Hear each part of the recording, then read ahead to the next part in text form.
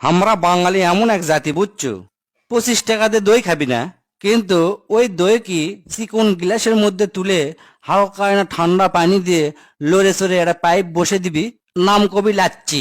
সেটা আবার 70 টাকা দিয়ে কিনে খায়া খুব খুশি, কোনো কষ্ট লাগে না। আবার 200 টাকা দিয়ে মুরগির এক ঠ্যাং টিক্কা হিসেবে খাবি, খুব মজা করে। কিন্তু সেই মুরগি 140 টাকা কেজি, হুট করে যদি 145 টাকা চায়া বসে, তাহলে হয়ে যায় মাথা খারাপ। চরম কেসার লাগে যাবি, দেশক গেলাবি, সরকারক গেলাবি, মানে সগলির গোষ্ঠী উদ্ধার করে দিবি। আবার 40 টাকা দিয়ে আইসক্রিম খাবি না, 120 টাকা দিয়ে ওরই অর্ধেক ম্যাঙ্গো ফ্লেভার কয়া ঠিকই খিলাবি, খুবই খুশি। আবার যদি মনে কর বাসত উঠছু, বাসত উঠে লিজে ঠিকই বাড়ির সামনে মানে গেটের সামনে নামবি, কিন্তু অন্য কেউ যদি গেটের সামনে নামবার চায়, মানে কত কথা শুনবো, কবি কি 10 টাকা ভাড়া দিয়ে কি বাস কিনে লিছেন নাকি, বাড়ির গেটত নামবার চান, মেয়ের সময় নষ্ট হচ্ছে না, বাস স্ট্যান্ডে নামবেন, আরো কত কথা শোনাবি, তার হিসাব নাই। আবার স্কুলের বেতন 100 টাকার বেশি দিবি না, মিথ্যে না বাড়ালে মনে করো হামকি ধামকি কত কথা আন্দোলন। আবার দেখবো সেই স্কুলের স্যারের কাছে যদি আবার কোচিং করে, দেখবো 2000 টাকা প্রতি মাস দিচ্ছে, কোনো কথা কবি না।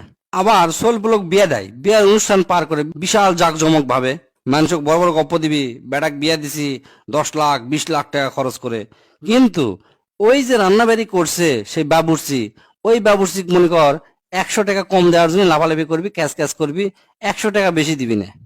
আবার দেখ আমরা বাঙালি পেট ভরে খামো, ইচ্ছা মতো খামো, কেউ দাওয়াত দিলে তো কোনো কথাই নাই, মাছ মাংস এরাও বাদ দিবি না। আবার সকালবেলা উঠে করবি কি, দৌড়াবি পেট কমানোর জন্য। খাওয়া যে কমান লাগবি সেই চিন্তা মাথার মধ্যে নাই। আর একটা জাতীয় পুরাতন কথা তো আছেই, যে রেস্টুরেন্টত হোটেল বয় গুলা 50 টাকা টিপস দিবি, কিন্তু রিক্সাওয়ালা 5 টাকা বেশি দিতেই গাও হাফসে যায়, চরম কেসার লাগে, কত কথা কয়, রিক্সাওয়ালা গোষ্ঠী উদ্ধার করে দেয়। ইনকা আরো মেলা আছে, মানে কোতে কোতে দিন পার হয়ে যাবি, কিন্তু এগুলো অপশন শেষ হবি না। এই গুণগুলা আমাদের সগলির মধ্যে আছে। আসলে আমাদের মেন সমস্যা হচ্ছে কষা পায়খানা লাগান্তি।